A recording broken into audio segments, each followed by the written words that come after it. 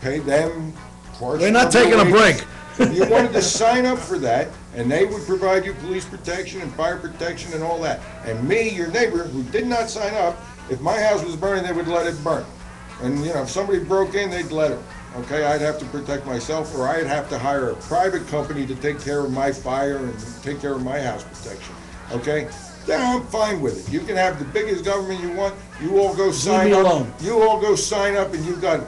I believe every person should have the right to be left alone. How many people do you think will be in your little world? It doesn't matter. So that's okay. So in other words, it could be one, me. I know, and I'd be happy. Yeah. So you're not concerned about others feeling the same way you do. You're only concerned about you. Why should I be worried about you want to do something? Yeah, but then what my point is, if you don't concern yourself about others, why are you on the air? Why do you? My concern with others doesn't extend to me forcing them to do anything. No, but if you only worry about you, why are you bothering to even give your ideas on the air, on the internet, on the chat rooms? What do you give a shit? Because right now, I cannot be free. Yes, you can. No, I can't. You're free. I am not. You're free within reason. You're within free reason. Well, within reason of what's it? You're free or you're not free? Can you go out and buy something that you want? No, I don't have the money. You should be on government welfare. I could get the government to buy it for me. I tease with you because you know where I'm going with this. It's just a matter of you can't go to the extreme, Ron. You can't go to the extreme. No, there is no don't extreme. Look at the extreme. I know. You can't find the middle ground. I know. I agree with you 100%. That's why I said I've told the progressives online who want this health care policy, I said, I'll tell you what, you stand toe-to-toe with me, neck to neck with me, and let's go and let's remove this empire from around the world. Bring our troops home. We'll have plenty of money and save $500 million. We'll have plenty of money. We'll have plenty of money for your health care thing. Absolutely. And I'm willing at that point to say, go ahead, and I don't want a security blanket for everybody, but I'm willing to say, let nobody slip through the crack. What happened? Somebody called and said, Susie, you got a loudmouth in there.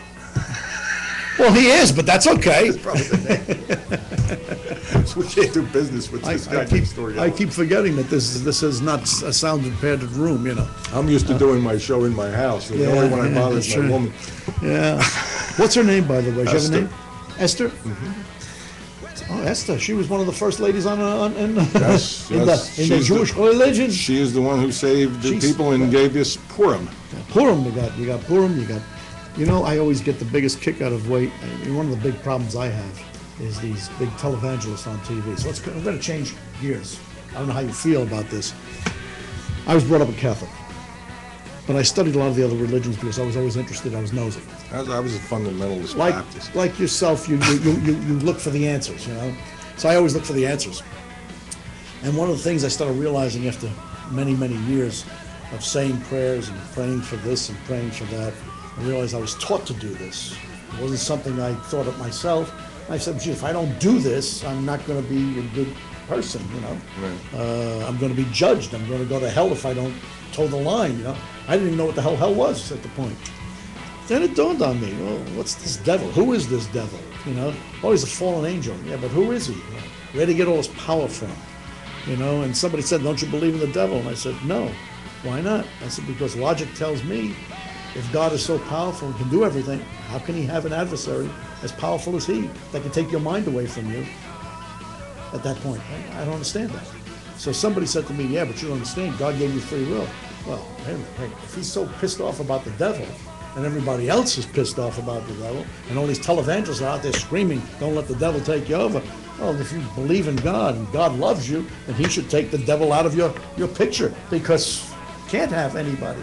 You know, and God shouldn't be sending me to hell. If I go against God, he sends me to hell. He makes that judgment against me. Somebody said to me at a party one day, so wait a minute, you're wrong in your thinking, Dennis, because I don't believe. You know, and this is very disparaging to my wife that I'm not a believer. And because the reason I don't believe is because I believe that if there is a God up there, he is not the bad guy that most religions to make him out to be, the way they explain themselves. Well, that's why the Jesus thing was nice, because at least he was a nice guy. You know, he's like, you know, you're forgiven. I'll take care of it. You know. Well, you know, but again, you know, I have a lot of problems with the people that are so adamant about religion. They tell me I'm wrong, and I went, "Whoa, excuse me, what? What do you know that I don't know? Religion is a that personal you're- thing. Well, that's why I said to somebody, if you have faith, one of the things I don't do is I don't tell anybody you're wrong. I say my piece, because when I'm sitting at a table and 6 people start talking about God and I pray for this and I pray for, well, geez, can't I say, I'm sorry, I don't believe in that. What is the path to knowledge then? You know, but my point is The that path to knowledge is to admit you know nothing. yeah, my point is that why would you be allowed to spew all this nonsense about what you believe, and I don't call it all nonsense, but I can't give you my point of view, I'm the outsider. Well, sure you can. What do you mean? Who's stopping you? But no, but a lot of times you go to parties, you're sitting around a table, they tell need you to don't go talk to a about different religion, party. So, one of the things... Here's the point. I went to a fundamentalist Baptist church, and I went to a fundamentalist Christian school at one point. Just to bring up a little thing, they brought us into a room and they played Jesus Christ Superstar, the album. And then they proceeded to tell us everything that was wrong with it. How it was biblically wrong, and what was wrong, and all this, And just so I could endear myself to them, as I have a habit of doing in groups, I said, wait a minute. Did anybody look at the cover? And they just looked at me and they went, what? I said, well, if you read the cover, it says right here, as seen through the eyes of Judas Iscariot. Why would you expect it to be what you expect?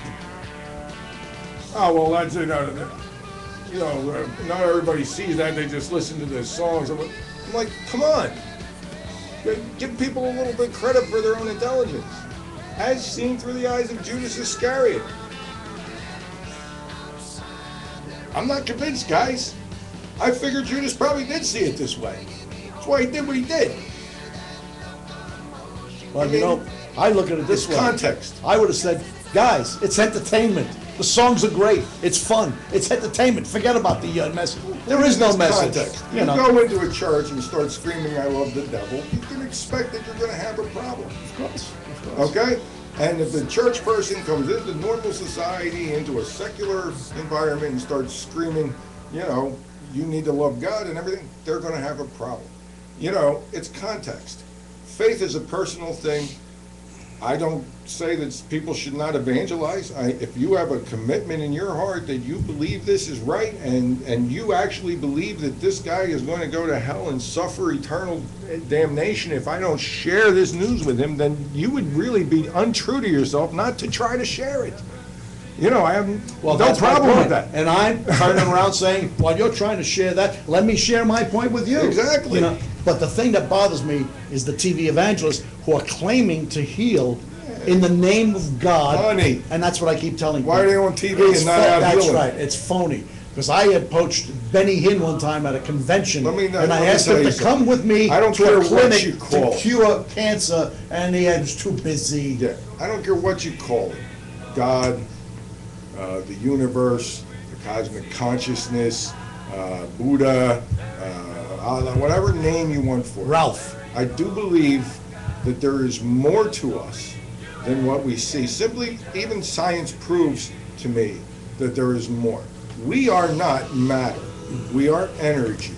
All matter is energy. All things are spaces between them. The only thing that holds you together as a being is the fact that you have a consciousness that holds you together as a being. Okay? But that doesn't mean that you're any less or more solid than this wood, or anything else. We're all connected. We're all part of this thing. There's things passing through you and passing through me right now. Everything brings information with it. That information is traveling through us. We don't know what it contains, or we're not consciously aware of it. It's in a different plane of reality. It's in a different dimension to us, but it exists. And we know all these things exist. And and I know the old saying, who said it better than the Rolling Stones? You don't always get what you want, but if you try sometime, you just might find you get what you need. And there's a reason for that. And I believe that's part of my personal belief, is that we are all connected, and that I think there is definitely a total connection with all of us. I believe that somewhere along the line we were placed here. How we got here, I don't know. Nobody knows the answer to that. I have somewhat of an idea. We know you're made of star stuff. Absolutely. I think that somewhere along the line, maybe we came from another galaxy and planted here. Could be. I mean, the same way as Let's take it all the way back. Australia was colonized by Britain's offshoots of